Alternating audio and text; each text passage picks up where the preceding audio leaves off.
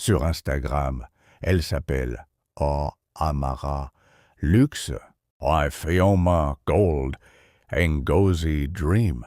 Des milliers d'abonnés, des photos en bikini sur des yachts à Dubaï, des sacs Hermès posés sur des tables en marbre à Lagos, des couchers de soleil à Malte, des dîners à Londres. Elles sont belles, jeunes, libres. Ou du moins, c'est ce que tout le monde croit. Amara a 23 ans. Elle a grandi dans un quartier modeste d'Enugu. À 17 ans, elle vendait des perles sur WhatsApp. À 20 ans, elle a découvert les sugar daddies, des hommes mûrs, riches, souvent des expatriés ou des hommes d'affaires nigérians qui paient pour un dîner et un peu de compagnie. Elle trouvait ça presque propre. Puis, un DM a changé sa vie. J'aime ton style. 3 000 € pour une nuit. Tu voyages.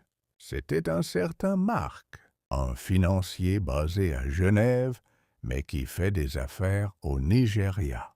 Elle a accepté. La première fois, elle a pris l'avion pour Dubaï. Un hôtel 5 étoiles.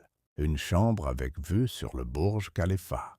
Marc avait la cinquantaine, des cheveux gris, une voix douce. Il a juste dit « Fais comme si tu m'aimais ». Amara a joué le jeu. Le lendemain, elle est rentrée avec 3 000 € dans son sac. Elle a posté une photo de l'hôtel sans le nommer. Ses abonnés ont cru à un voyage sponsorisé. Personne n'a rien deviné. Très vite, Marc l'a présentée à d'autres hommes. Il lui a donné un contact. K. K est un agent, un vrai. Il travaille dans l'ombre. Il suit 400 filles comme Amara. Il leur loue des appartements à Ikoyi, des voitures de luxe, des robes de soirée.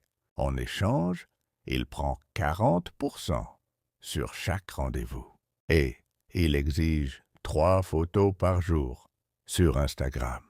Plus les likes montent, plus le tarif de la fille grimpe.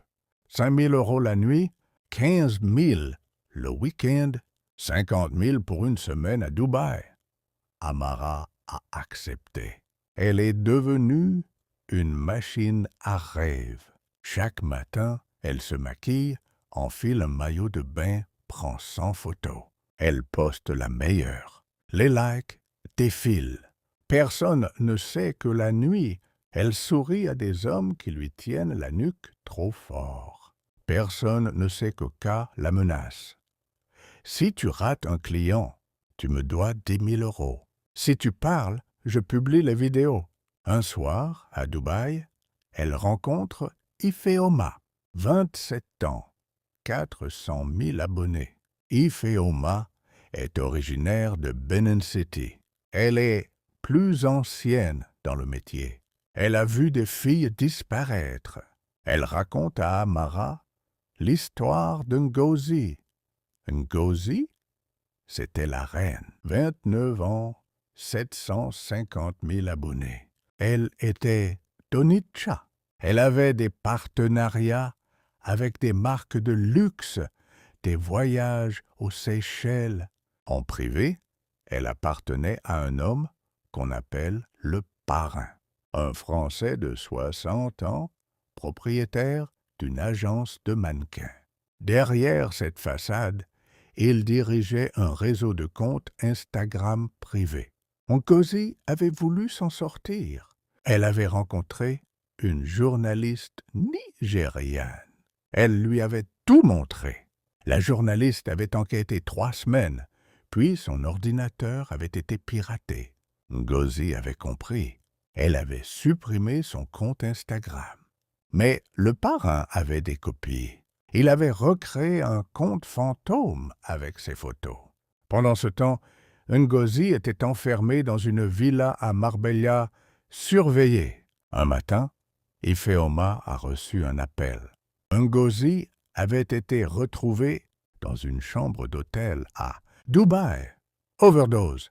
Accident, a dit la police. Les amis de Ngozi savaient qu'elle ne se droguait pas, mais personne n'a parlé. Parler, c'était signer son arrêt de mort. Amara a eu peur. Elle a voulu fuir. Une nuit, elle a pris un vol pour Accra sans téléphone, qu'elle a retrouvé en 6 heures. Il lui a dit « Tu me dois 50 000 euros. Tu rembourses en travaillant. Ou tu disparais. » Amara est revenue. Elle poste toujours ses photos, mais ses yeux sont morts. Ifeoma, un jour, a refusé un client, un homme d'affaires ghanéen. Elle a dit non. Cole l'a rappelé.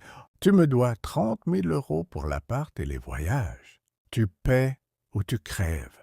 Ifeoma a payé avec son corps. 3 nuits avec un homme qui lui a brisé 2 côtes. Elle a posté une story souriante le lendemain. 4 000 likes. Pendant ce temps, une journaliste camerounaise, Claire, commence à s'intéresser au réseau. Elle reçoit des messages anonymes.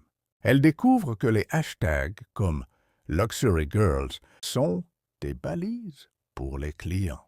Elle trouve un serveur Telegram avec des catalogues de filles notées, tarifées. Elle décide de publier un article. Elle contacte Amara, qui lui dit « Ne fais pas ça, ils vont te tuer. » Claire n'écoute pas. Elle envoie son article. Le lendemain, son ordinateur est piraté. Ses fichiers sont effacés. Son téléphone sonne. « Vous avez 24 heures pour retirer votre article. On sait où habite votre mère à Enugu. » Claire retire l'article et disparaît. On ne l'a plus jamais revue. Amara apprend la nouvelle par un message de K. « Tu vois, ma petite, personne ne gagne. Alors souris pour la photo. » Amara sourit. Elle poste une photo d'elle sur un yacht. 20 000 likes. Elle est vivante, mais elle est déjà morte.